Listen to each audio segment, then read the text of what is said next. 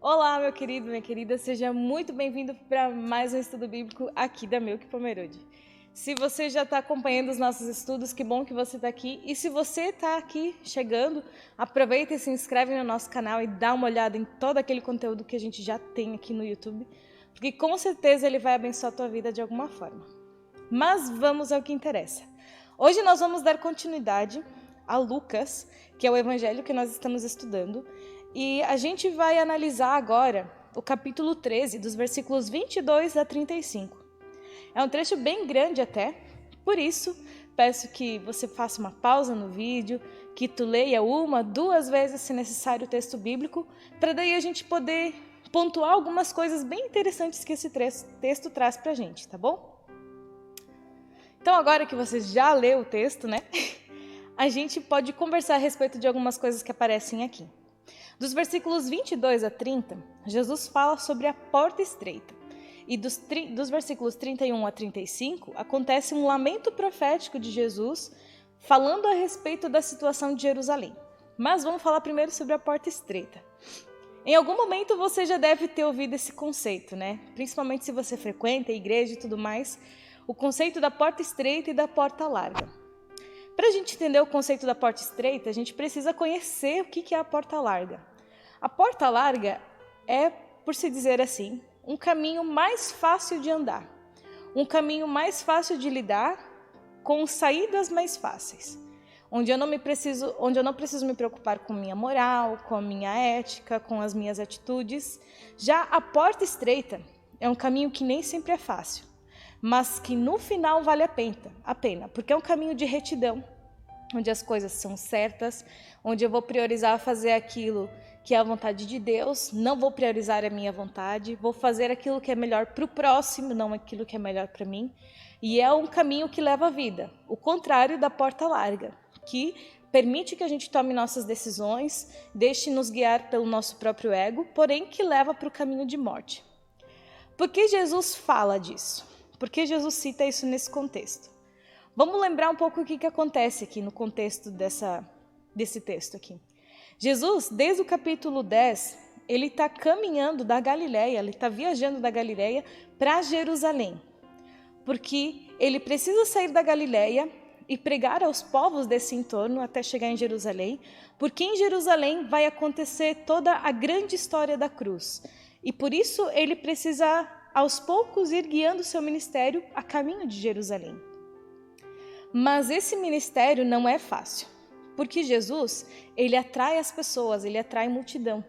As pessoas conhecem de Cristo, ouvem falar das coisas que ele está fazendo, e isso atrai pessoas e isso aumenta a fama de Jesus. Mas Jesus, ele está chamando as pessoas para um compromisso diferente do que o judaísmo tem proposto. Jesus, ele não vem erradicar, ele não vem jogar fora o judaísmo, mas ele vem radicalizar, mostrar que dentro do judaísmo tem muito mais para a gente aprender do que simplesmente cumprir a lei ou ser filho de judeu ou não. Jesus, ele fala a respeito da necessidade da gente optar em ser filho de Deus e não somente se acomodar por ser geneticamente alguém descendente de um judeu, ou simplesmente nos acomodarmos que cumprir a lei pelo meu próprio esforço, pelo meu próprio ego, é o suficiente para comprar a minha salvação ou para merecer a minha salvação.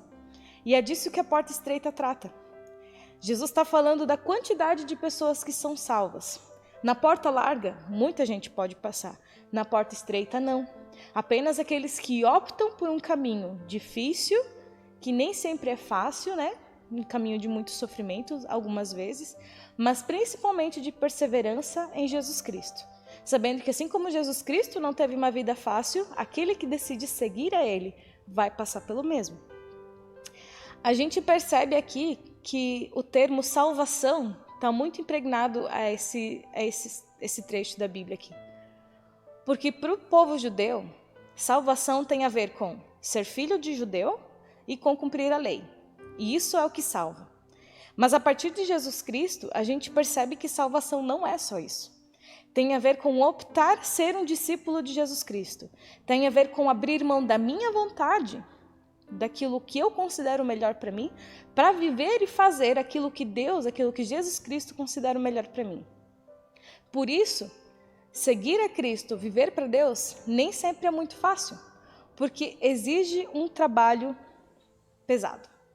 Nem sempre é fácil seguir a Jesus. E significa andar na direção correta. Significa que eu vou ver muitos caminhos durante a minha trajetória, mas eu sempre vou optar por ir pelo caminho que me leva para perto de Deus e que está dentro da vontade de Deus, não dentro daquele que é a minha vontade. É interessante que a gente percebe que o caminho de salvação, ele não é apresentado como um lugar maravilhoso, um mar de rosas. Jesus não diz, vem galera, vem me seguir porque quem me segue tem uma vida boa e tranquila. Vem me seguir porque quem está do meu lado não vai passar por problema nenhum. Pelo contrário, Jesus ele alerta que poucos serão salvos. Ele alerta que poucas pessoas resistirão a esse caminho. Por isso é necessário cada um analisar a si mesmo e lutar por isso. Lutar pela causa de Jesus Cristo e não abrir mão dela. Apesar de que muitas vezes a gente vai cair e vai ter que deixar Deus limpar a gente e nos levantar, isso faz parte da necessidade de viver para Deus. A gente percebe também que dentro desse contexto todo, a gente tem que ter um alvo muito certo, né? Muitas vezes a gente negligencia a vida com Deus porque a gente tem muitas coisas para fazer. E aqui Jesus ele fala um pouco da questão da família, né? Sobre deixar a nossa família, deixar aquilo que são os nossos bens, deixar os nossos propósitos pessoais. Mas quando Deus ele nos chama para seguir e para viver com Ele, Ele não quer que a gente abandone a nossa vida simplesmente para fazer a vontade dEle. Mas Ele quer que a gente abra mão de ser quem eu sou como pecador para viver uma nova criatura que eu posso me tornar em Cristo.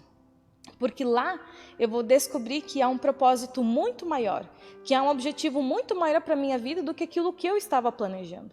E nem sempre é fácil se manter nesse caminho, mas é necessário tomar uma decisão.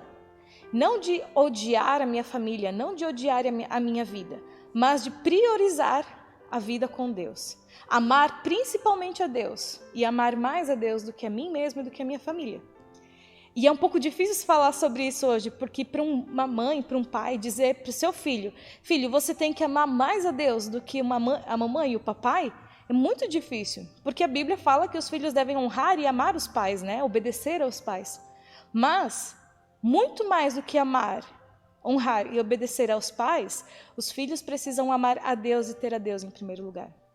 E é muito legal perceber, gente, que assim, o filho que prioriza a sua vida e dá a sua melhor parte e vive a sua vida completamente para Cristo, amando mais a Cristo do que ao pai e à mãe, com certeza vai ser um bom filho, porque ele vai saber o significado de honrar, de obedecer e de amar a Deus, e assim ele vai conseguir viver isso com o seu pai e com sua mãe também. Então, quando Deus ele convida a gente para abrir mão da nossa vida, na verdade é o melhor convite que ele pode nos fazer. Porque a gente sai de relacionamentos talvez tóxicos, abusivos e tudo mais, para aprender o jeito com que Deus quer que a gente viva. E isso é muito bacana. Vamos falar um pouco sobre o lamento profético de Jerusalém, que está lá nos versículos 31 a 35. Por que Jesus está falando tudo o que ele fala nesse trecho sobre Jerusalém? O que Jerusalém tem de tão importante, né? A gente percebe já no começo ali do versículo 31 e seguintes, né? Que Jerusalém é mencionado 2 vezes quando Jesus vai falar. E quando aparece 2 vezes a menção de um mesmo nome, de uma mesma cidade, é porque Jesus quer realmente enfatizar a fala que ele está trazendo, porque assim como o reino de Deus é importante, Jerusalém é uma cidade importante para o reino de Deus, porque lá vai acontecer a história da salvação do mundo. Então, Jerusalém, como cidade, como lugar onde está o templo, como lugar onde habita o povo de Deus, ele precisa se preparar para o que ele vai vivenciar. Porém, as pessoas de Jerusalém não têm vivido assim. O povo de Deus não tem buscado viver dessa maneira. Então, Jesus ele exorta, ele chama a atenção do povo para ver se eles caem na real e acordam para a vida, para entender o que está acontecendo, e para perceber que se eles não tomarem cuidado, eles vão ter que lamentar e eles se tornarão órfãos, e a cidade se tornará deserta, e isso significa dor, sofrimento. O deserto nunca representa uma coisa boa para o povo, mas sempre representa dor, sofrimento, afastamento de Deus. Por isso, Jesus alerta Jerusalém daquilo que está por vir. É interessante perceber que Jerusalém, em algum momento, vai ter que admitir uma frase que Jesus fala que é bem interessante. Olhar para Cristo, para quem é o Messias, e dizer: bendito que vem em nome do Senhor. Aquele que vem em nome do Senhor, geralmente é o profeta. E Jesus ele não vem simplesmente como um profeta para anunciar a vinda do reino de Deus. Mas com a chegada de Jesus a Jerusalém, o reino de Deus por si só, propriamente dito, comparece a Jerusalém com a vinda de Cristo. Porque Cristo representa o reino de Deus nesse mundo. Então ele não veio apenas trazer palavra, ele veio viver o reino de Deus e ensinar ao mundo como viver isso.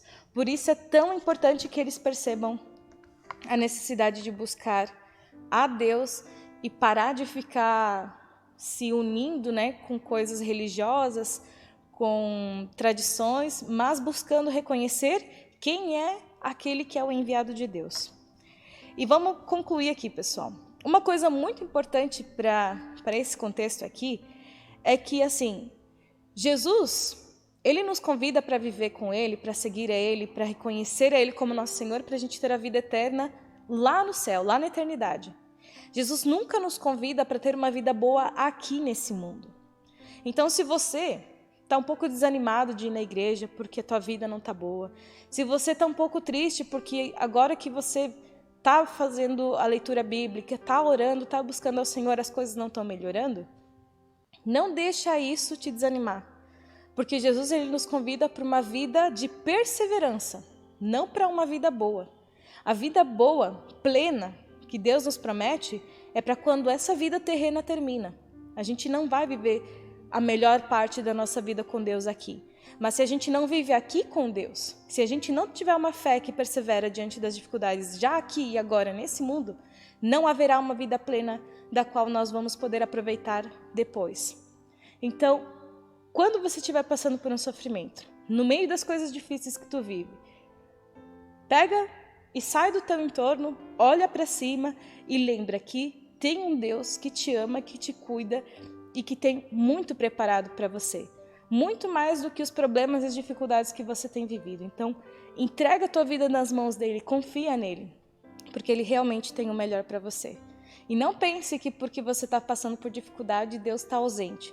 Mas se você está resistindo a ela, saiba que Deus está presente e ele está te sustentando para você passar por ela. E se você gostou do nosso estudo aqui, você gostaria de conversar mais sobre ele, fazer perguntas, não perca os nossos estudos bíblicos aqui na Melk Pomerode toda sexta-feira, às 20 horas, onde você pode ter um momento de comunhão com irmãos, fazer as suas perguntas, trazer aquilo que o texto fez você pensar e crescer numa comunidade de fé. Então, não perca aí. Meu desejo é que Deus te abençoe.